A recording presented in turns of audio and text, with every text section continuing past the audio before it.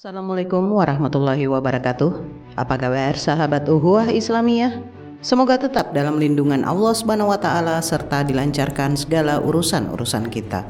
Pada video pembahasan kali ini, saya akan menanggapi Gracia Pelo yang membahas tentang Hagar, ibunda dari Nabi Ismail, yang mengatakan bahwa Hagar bukanlah seorang putri Fir'aun, tetapi hanya seorang budak dari Sarai.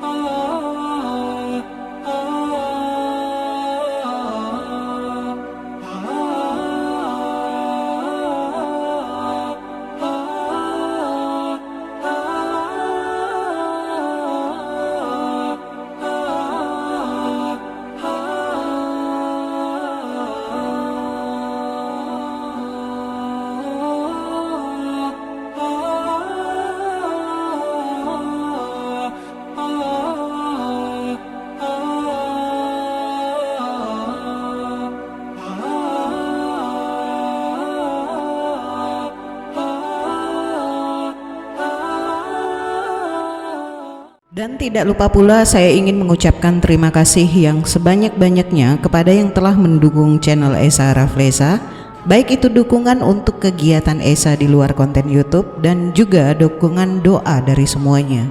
Semoga Allah Subhanahu wa taala membalas semuanya dengan berlipat-lipat. Amin. Nah, bagaimana videonya?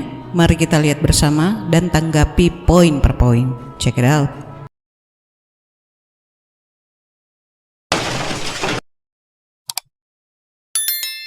Bahwa Hagar itu ibunya Ismail, bukan budak seperti yang tertulis di dalam Alkitab, tapi adalah putri Fir'aun. Karena ada kengeyelan semacam ini, saya membuat seri khusus tentang keluarga Abraham. Jadi ini part 1. Bantahan pertama, Hagar itu bukan putri Fir'aun seperti postingannya Minaim Ali dan kawan-kawan dari pihak Muslim. Ini 4 Quran yang saya miliki. Harusnya ada yang kelima, tafsirnya Ibnu Juraij. Hanya saja tafsirnya Ibnu Juraij saya masih belum bisa dapat, harus beli dari luar negeri. Muqatil bin Sulaiman, Ibnu Mas'ud, At-Tabari, Al-Qurtubi, dan Ibnu Juraij, penulis tafsir tertua, menguatkan Ishak. Seperti yang sudah saya buktikan di postingan saya yang kapan hari, mayoritas sahabat dan tabi'in, 65% mendukung Ishak dan bukan Ismail yang nyaris disembelih. Ini bukan pro tapi berita ibu. Mendukung Ismail yang dikorbankan. Karena postingan saya 2 kali berturut-turut menunjukkan data-data otentik bahwa Ishak yang nyaris dikorbankan menurut pengakuan tafsir-tafsir tertua Islam dan hadis-hadis sahih, ada sebagian polemikus Muslim, umat Muslim yang berusaha mengcounter, menuduh Alkitab itu palsu, tidak dapat dipercaya, pokoknya ngeyel Ismail yang betul. Sambil ada yang memberikan postingan bantahan bahwa Hagar itu bukan budak, itu penghinaan orang Kristen. Hagar anak Fir'aun itu bukan budak, itu putri Fir'aun. Dengan data-data tafsir-tafsir Yahudi. Setelah melihat kurang lebihnya video penjelasan dari Om Gracia, kita cukup senyumin saja. Kenapa saya berkata seperti itu? Untuk masalah siapa yang dikorbankan, apakah Ismail atau Ishak dalam keyakinan Islam, ini sudah pernah saya bahas ya, yang menanggapi Pak Ilyas Zulkifli. Nah, mari kita simak jawaban Esa terkait perihal tersebut.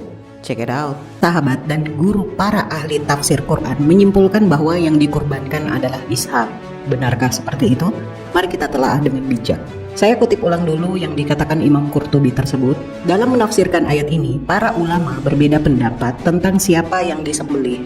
Sebagian ulama berpendirian bahwa yang disembelih adalah Ishak. Mereka berpegang kepada riwayat yang katanya bersumber dari ulama, kalangan sahabat dan tabi'in. Antara lain dapat disebut Ibnu Abbas, Abdul Muthalib, dan anaknya Abdullah. Berdasar riwayat secara marfu yang mengatasnamakan keduanya oleh Al-Sawri dan Ibnu Juraij. Riwayat-riwayat seperti ini banyak bermunculan. Ada yang disandarkan kepada Ali, Zubair, Jabir, dan Abdullah bin Umar. yang mendengar dari ayahnya Umar ibnu Al-Khattab. Al-Qurtubi dalam tafsirnya Al-Jami' li Ahkam Al-Quran menyimpulkan bahwa dasar pendapat ini disandarkan kepada 7 orang sahabat di atas. Adapun dari kalangan tabi'in, pendapat ini dipegang oleh Al-Qamah, Al-Sya'bi, Mujahid, Sya'id, Ibnu Jubir, Qa'ab, Al-Ahbar, Qatadah, Masruq, Ikrimah, Qasim, Ibnu Abi Bazzah, Atta, Muqatil, Abdul Ar-Rahman, Ibnu Sabit, Al-Zuhri, Al-Sadi, Abdullah Ibnu Abi Al-Hazil, dan Malik Ibnu Anas. Semua mereka sependapat bahwa yang disembelih adalah Ishak. Dari kalangan mufasir, pendapat ini diterima oleh At-Tabari, Al-Nuhas, Jalal Al-Suyuti, dan lain-lain.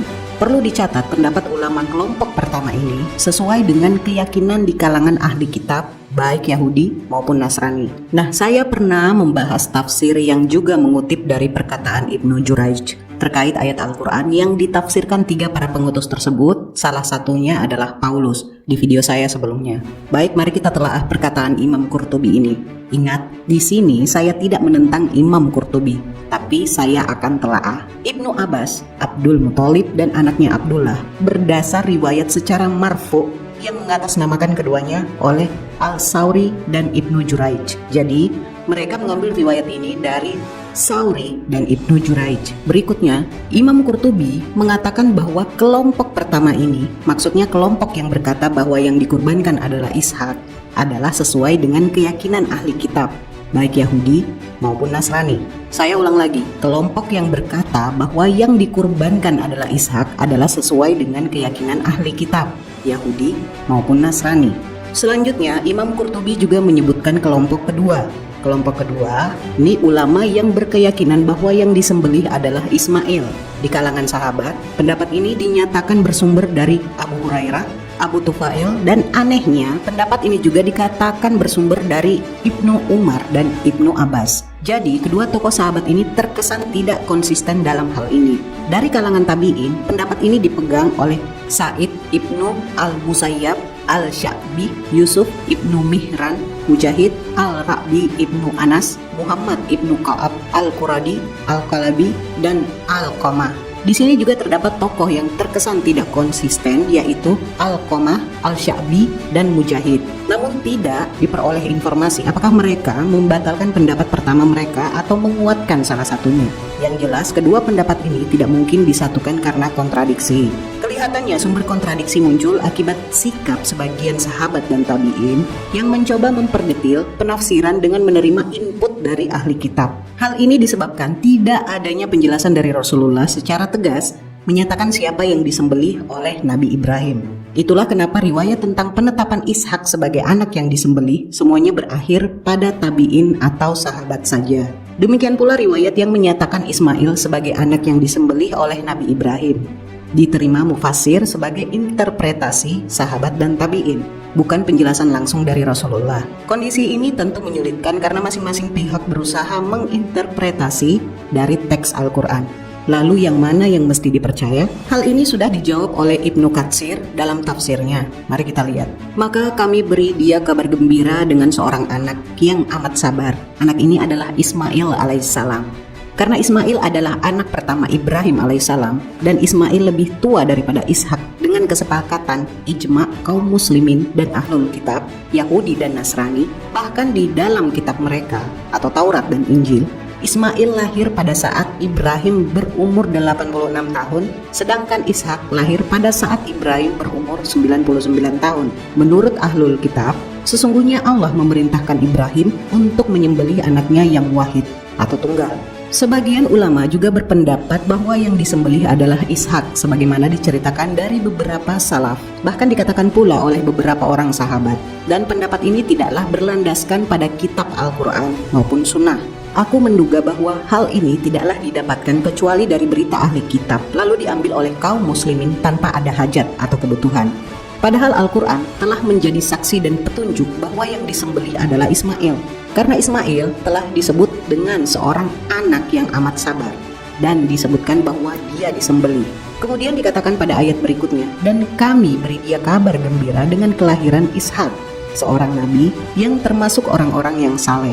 Dan tak kala malaikat memberi kabar mengenai kelahiran Ishak, Mereka mengatakan, "Sesungguhnya kami memberi kabar gembira kepadamu dengan kelahiran seorang anak laki-laki yang alim." Ini ada di Al-Quran Surah Al-Hijr ayat 53. Kemudian Allah firmankan pula, "Maka kami sampaikan kepadanya berita gembira tentang kelahiran Ishak, dan setelah Ishak adalah Yakub."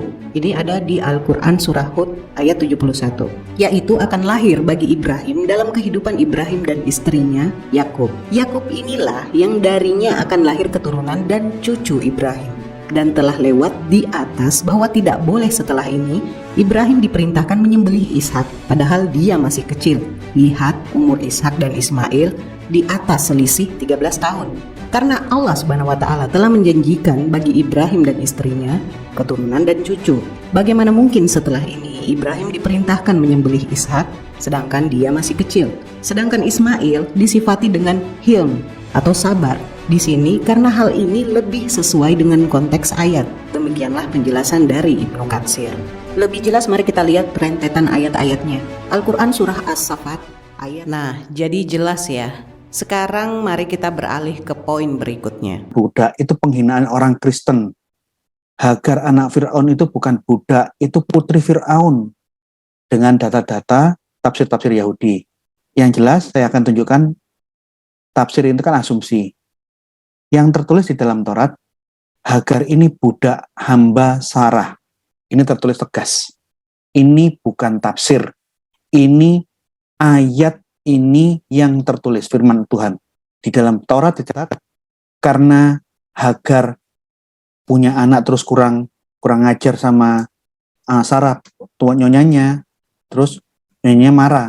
Akhirnya Hagar ditindas. Karena penindasan itu Hagar minggat. Di tengah-tengah minggat, malaikat menampakkan diri dan menyuruh Hagar kembali. Kembali ke nyonyamu. Saya minta tolong Agus, tolong bacakan Kejadian 16 ayat 8 ayat 9. Ini ayat, ini bukan tafsir. Kembali ke nyonyamu. 2 kali berturut-turut, malaikat dan Hagar menyebut Sarai itu nyonya. Ini ayat, ini bukan tafsir. Setelah dia pernah minggat gara-gara ditindas sama Sarah, itu pun juga gara-gara Hagar pun yang salah juga, karena dia menyombongkan diri, karena dia punya anak, Sarah belum punya anak. Nanti setelah anaknya agak besar, setelah dia kembali, anaknya agak besar, kira-kira 13-14 tahun, Hagar diusir Abraham atas desakan Sarah. Ini bukan tafsir, ini ayat. Tafsir yang dipakai oleh Menahem Ali, itu tidak keliru, memang ada. Ada tafsir Yahudi yang mengatakan Hagar itu anaknya Fir'aun. Tapi ingat, itu tafsir yang pro kontra. Karena ada rabi Yahudi lain yang mengatakan Hagar itu budak. Tapi ada rabi yang mengatakan Hagar itu anaknya Fir'aun. Ini pro kontra. Bukan tafsir tunggal. Tafsir dari rabi-rabi rabbinik yang mengatakan Hagar itu anaknya Fir'aun. Ini kisah-kisah Israiliyat yang digemari oleh Muslim. Terus terang ini kisah palsu yang digemari oleh Muslim. Karena di dalam bayangan Muslim ini mengangkat derajat Ismail, ternyata ibunya adalah anak raja. Tafsir yang pertama, yang tertua, Hagar itu anak kandungnya Fir'aun, dari istri yang sah. Tapi ada 2 tafsir. Tafsir yang kedua, tafsir di Talmud, ada yang mengatakan dia bukan anaknya Fir'aun langsung, istri yang sah, tapi anak dari gundik. Jadi mengenai anak Fir'aun ini pun ada 2 tafsir di dalam Yahudi, tidak ada satu kesepakatan. Anak dari istri yang sah dan istri selir dari gundik. Sekarang pertanyaan. Dalam video penjelasan Om Gracia tersebut yang menyangkal bahwa Hagar bukanlah anak Fir'aun, tetapi hanya seorang budak Sarai, dengan mengutip ayat dalam Taurat yang mengatakan bahwa Hagar adalah budak Sarai, dan juga mengutip tafsir yang mengatakan bahwa Hagar adalah anak dari selir Fir'aun. Sebelum saya tanggapi penjelasan konyol ini, saya akan memperlihatkan kekonyolan dari Gracia. Mau tahu? Tunggu konten berikutnya. Enggak, bercanda. Kekonyolan penjelasan Gracia adalah ketika membicarakan siapakah yang dikurbankan Nabi Ibrahim dalam keyakinan Islam, Ismail atau Ishak. Gracia menampilkan tafsir-tafsir dari para sahabat atau ulama yang berbeda pendapat tentang siapa yang dikurbankan. Dan tentu Om Gracia memilih pendapat ulama yang mengorbankan Ishak. Dan Gracia tidak menelaah ayat Al-Quran yang nyata-nyata mengatakan bahwa ketika peristiwa kurban tersebut terjadi, Ishak belum lahir. Nah, ini terdapat di dalam Al-Quran surah As-Saffat ayat 101 sampai 112. Di sini saya jabarkan saja ya.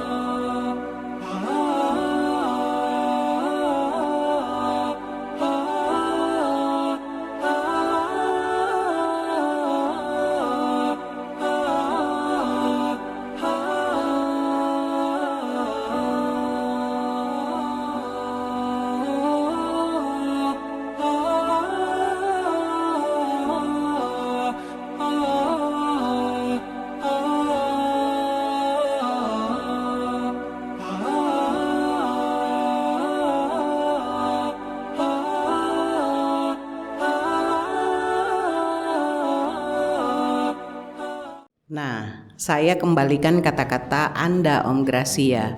Itu ayat loh, bukan tafsir. Ketika Gracia dihadapkan dengan hal yang serupa tentang Hagar, apakah seorang putri Fir'aun atau budak, dia juga menampilkan tafsir dari beberapa rabi yang biasa kita kenal dengan Targum, yang katanya pro dan kontra. Sebagian ada yang mengatakan bahwa Hagar adalah anak dari selir Fir'aun, dan ada juga yang mengatakan bahwa Hagar adalah putri Fir'aun. Lalu Om Gracia meyakinkan bahwa yang benar adalah Hagar adalah budak dengan mengutip ayat dalam Taurat dengan penegasan. Ini yang dikatakan Gracia ya. Ini ayat loh, bukan tafsir. Nah, pertanyaannya, ketika pemahaman Anda seperti itu terhadap kasus Hagar, kenapa Anda tidak berpikiran sama terhadap kasus tentang anak yang dikurbankan dalam keyakinan Islam? Padahal ayat Al-Quran jelas menunjukkan bahwa yang dikurbankan adalah Ismail. Malah sebaliknya Anda lebih mendukung tafsiran yang menyebutkan Ishaklah yang dikurbankan. Konyol nggak penjelasan seperti ini? Hanya bertujuan untuk pembenaran dalam keyakinannya dengan tidak menelaah secara bijak. Sekarang begini, masalah apakah Hagar adalah seorang budak Sarai atau seorang putri Fir'aun, sebetulnya hal ini sangat simpel untuk dijawab. Dalam pandangan saya sebagai seorang apologet, tidak akan menyela kedua-duanya. Sebelumnya mari kita lihat cuplikan video saya yang terdahulu yang membahas tentang literasi yang menyatakan bahwa Hagar adalah putri Fir'aun atau anak selir Fir'aun. Check it out. Mari kita buktikan dari literatur yang ada. Sumber rabbinik kuno yang disebut Pirkei de Rav Eliezer, chapter 26, bagaimanapun adalah komentar midrasik dari Sefer Bereshit 16 ayat 1. Ini adalah sebuah komentar midrasik yang otoritatif dari Kumas. Di sini, Rabbi Eliezer langsung menegaskan bahwa Hagar adalah seorang putri, lahir dari salah satu selir Fir'aun. Menurut tradisi midrasik, ketika Fir'aun telah mengambil Sarah sebagai istrinya dalam kontrak pernikahannya, Fir'aun telah menulis untuknya semua sifat seperti domba, lembu, keledai, pelayan laki-laki dan perempuan, keledai betina, dan unta. Ini ada di Kejadian 12 ayat 16. Namun Fir'aun kemudian membawa Sarah dan mengembalikannya kepada Abraham, dan raja sendiri memberinya begitu banyak perak, emas, dan banyak pakaian dari linen halus, ungu, dan Hagar putrinya. Ini ada di Kejadian 13 ayat 1 sampai 2. Catatan ini dikemukakan oleh pakar filologi Pak Menachem Ali. Nah, dalam literatur yang lainnya, tulisan yang terdapat di Targum oleh seorang rabi atau pendeta Yahudi yang termasyur, Salomon bin Ishak, tahun 1040 sampai 1105 dari Troye atau Lyon atau Pergami, sekarang Hisarlik di Turki, Hagar adalah putri dari Fir'aun yang ketika melihat aneka mukjizat dari pihak Sarah berkata, lebih baik untuk anak perempuan saya ini menjadi keluarga dalam rumah Ibrahim, sehingga diangkatnya Ibrahim menjadi menantunya. Targum atau tafsir Taurat berisi kitab-kitab sejarah dan kitab para nabi.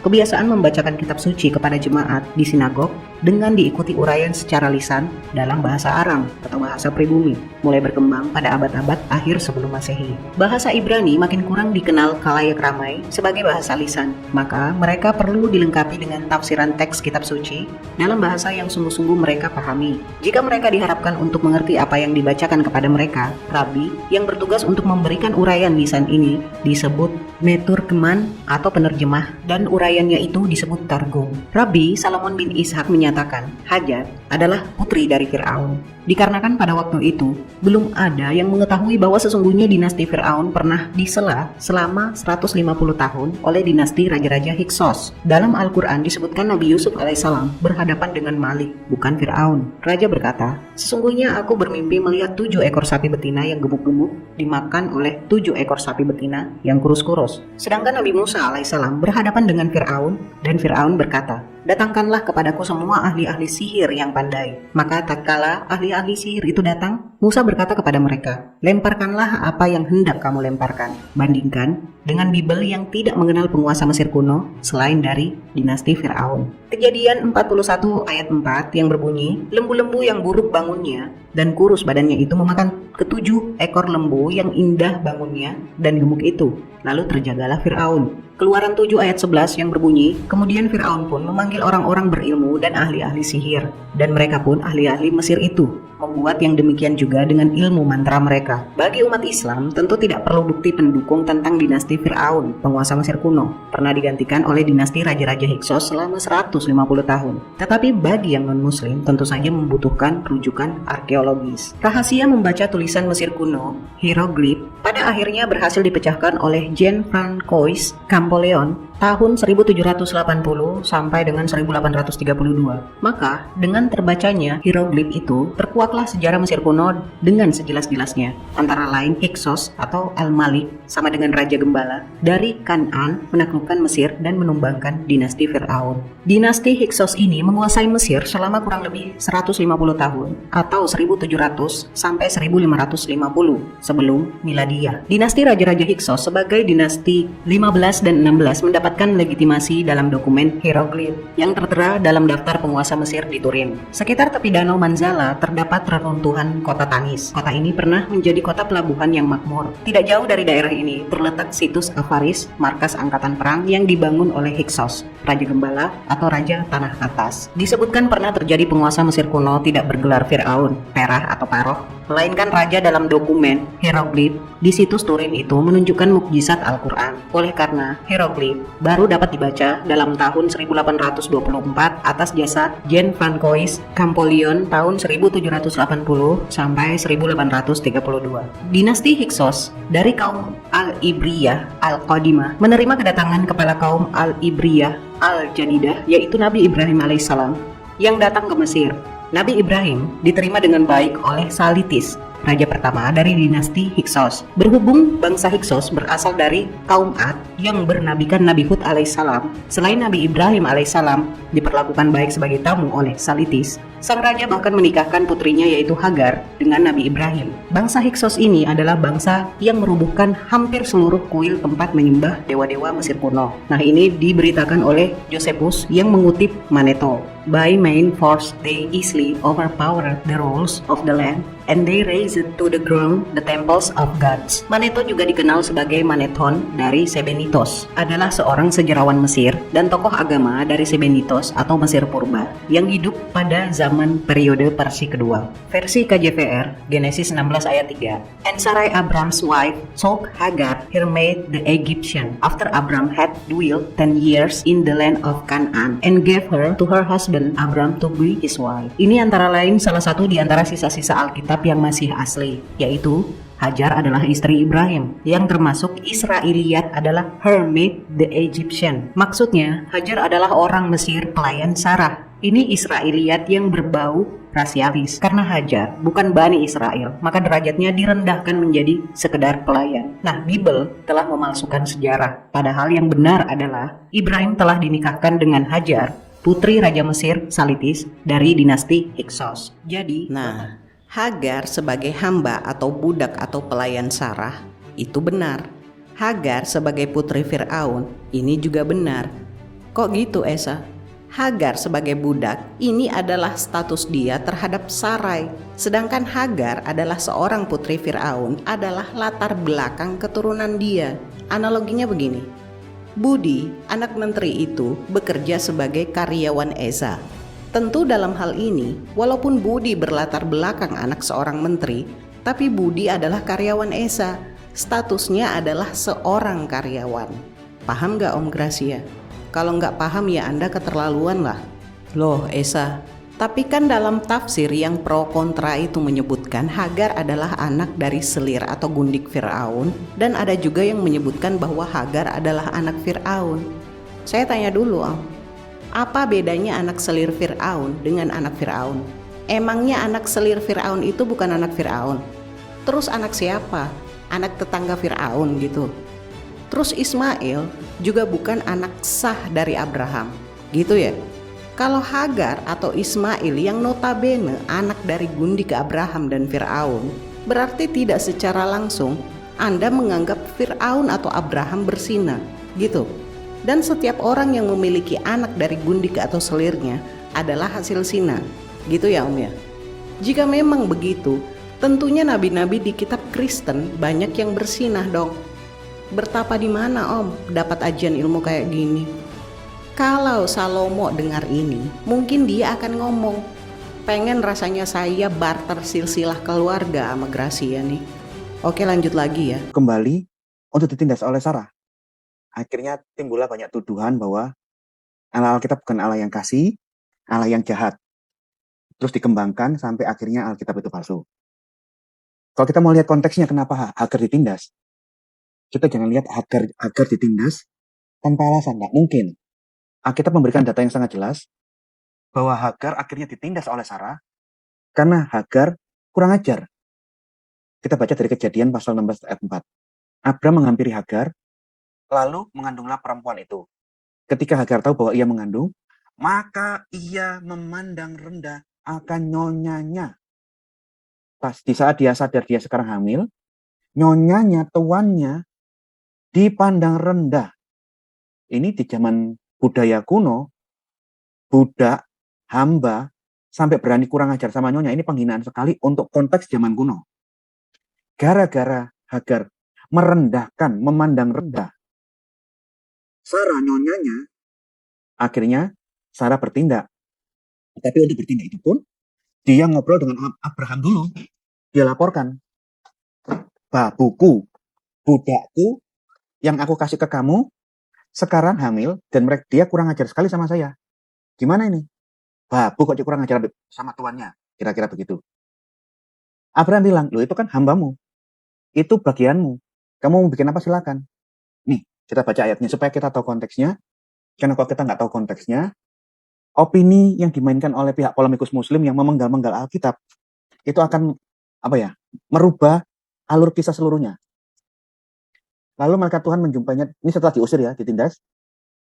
Dia lari, malaikat Tuhan menjumpainya dekat suatu mata air di padang gurun, yakni di dekat mata air di jalan Kesur. Katanya, kata malaikat Tuhan, Hagar hamba Sarai, dari manakah datangmu dan kemanakah pergimu? Aku lari meninggalkan Sarai nyonyaku karena aku ditindas oleh Sarai. Ditindas karena dia kurang ajar sama Sarah.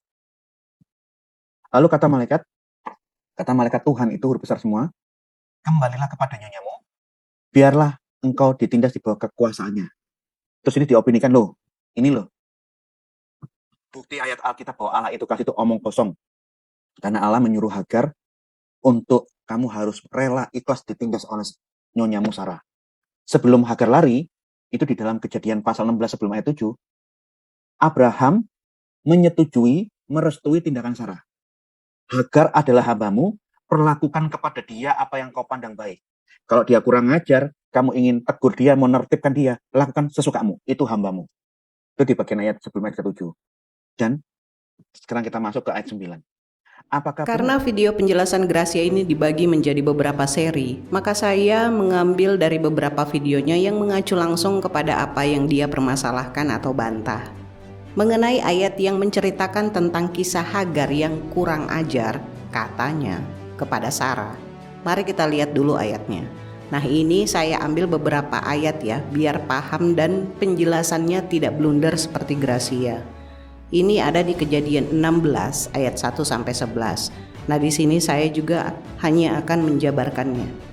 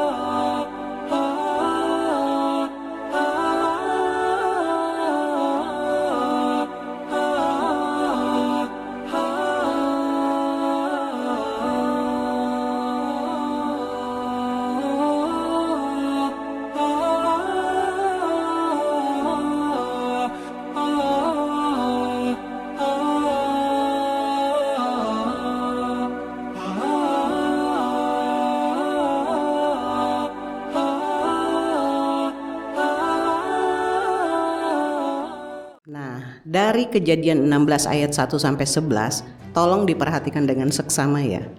Gracia mengatakan bahwa Hagar telah kurang ajar kepada Sarah dengan membawa ayat 4 yang berbunyi, lalu Abram bersetubuh dengan Hagar sehingga perempuan itu mengandung. Ketika Hagar tahu bahwa ia mengandung, dia pun memandang rendah nyonyanya itu. Sekarang saya tanya dulu, Kejadian 16 ayat 4 itu narasi siapa? Narasi atau kata-kata dari sudut pandang siapa? Hagar, Sarah, Tuhan, atau penulis? Ini bukanlah narasi Hagar alias bukan Hagar yang berkata. Kenapa saya berkata begitu?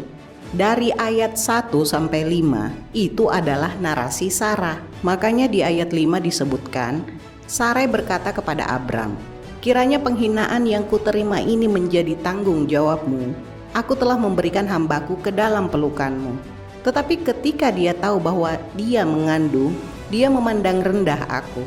Kiranya Tuhan menjadi hakim antara aku dengan engkau.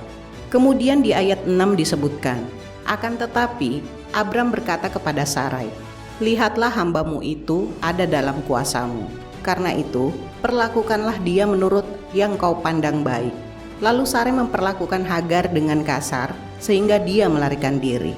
Nah, di saat itulah Sarai menindas Hagar hingga Hagar kabur. Artinya apa? Artinya satu kata saja, cemburu alias Sarah baperan. Jika ayat 4 itu adalah narasi dari Tuhan, maka itu benar adanya. Tetapi ayat 4 ini kan tidak jelas narasi siapa. Tapi dari ayat 1 sampai 5 ini terlihat bahwa itu adalah narasi dari Sarah atau penulis sendiri. Sekarang begini, dalam narasi menyebutkan Hagar memandang rendah nyonyanya, memandang rendah di sini seperti bagaimana maksudnya? Contoh analoginya, saya berdandan cantik, tapi dia beranggapan bahwa saya berdandan cantik untuk menyaingi dirinya. Saya melotot atau mencicil, tapi dia menganggap saya marah terhadapnya. Artinya kan di sini memang Sarah yang baperan alias cemburu. Sarah yang memohon agar Abraham menikahi Hagar dengan tujuan memperoleh keturunan. Tentu hal ini pun diketahui Hagar. Ketika Hagar mengandung, Sarah malah cemburu yang akhirnya menindas Hagar sampai akhirnya Hagar melarikan diri. Jika ayat 4 itu adalah narasi Hagar, tentu sangat tidak masuk akal. Karena selain dia mengetahui kedudukannya sebagai hamba atau budak Sarah, dia juga pasti mengetahui tujuan permintaan Sarah agar dia menikah dengan suaminya yakni Abraham. Sekali lagi saya bertanya kepada Om Gracia, ayat 4 itu narasi siapa? Nah, selanjutnya di ayat 8-11, narasi ayat tersebut sudah jelas, yakni dari malaikat Tuhan. Ayat 8 menyebutkan, kata malaikat itu, Hagar, hamba Sarai, dari manakah kamu dan kemana kamu akan pergi? Jawab Hagar, aku melarikan diri dari Sarai nyonyaku.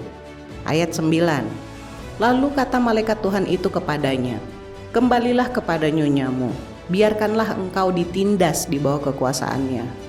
Ayat 10, malaikat Tuhan itu juga berkata, aku akan melipat gandakan keturunanmu sehingga jumlahnya akan menjadi terlalu banyak untuk dihitung. Ayat 11, lalu malaikat Tuhan itu berkata lagi kepadanya, dengar, kamu sedang mengandung dan akan melahirkan anak laki-laki. Kamu akan menamainya Ismail, sebab Tuhan telah mendengar tentang penderitaanmu. Saya ulang, sebab Tuhan telah mendengar tentang penderitaanmu. Nah, dari narasi ayat 8-11 ini, adakah peringatan dari malaikat tentang kekurang ajaran Hagar memandang rendah Sarah? Kan tidak ada, malah sebaliknya, dia akan melipat gandakan keturunan Hagar. Dan di ayat 11, malah Tuhan telah mendengar tentang penindasan dan penderitaan yang dialami Hagar. Anda lebih percaya mana, narasi Tuhan atau narasi manusia? Saya tidak habis pikir cara pandang Om Gracia ini dalam melihat dan memahami kitabnya sendiri ya. Kok makin hari makin nyusruk, Om? Saran terbaik dari saya untuk Om Gracia, kopimu ganti semen cap 3 roda, Om, agar lebih kokoh dan tak tertandingi. Bercanda ya. Dalam keyakinan Islam, tidak ada memandang rendah baik itu Sarah maupun Hagar, baik itu Ismail maupun Ishak, apalagi Abraham sebagai bapak para nabi kami anggap berzina. Karena kebanyakan dalam pandangan Kristen, anak dari selir atau gundik adalah anak tidak sah. Ini kan sama juga menganggap bahwa Abraham berzina. Nauzubillah. Saya rasa cukup ya. Ini sangat simpel sekali untuk dibantah. Dan nasihat untuk kali ini adalah, Indonesia saja sudah merdeka 77 tahun. Masa si kafir masih terjajah doktrin pagan sampai sekarang? Merdekain dong, mu'alaf. Saya akhiri pembahasan kali ini, semoga ada hikmah dan pembelajaran yang bisa kita petik. Kurang lebihnya mohon dimaafkan. Akhir kata, Maha benar Allah dengan segala firman-Nya. Allahumma salli ala Sayyidina Muhammad. Wassalamualaikum warahmatullahi wabarakatuh.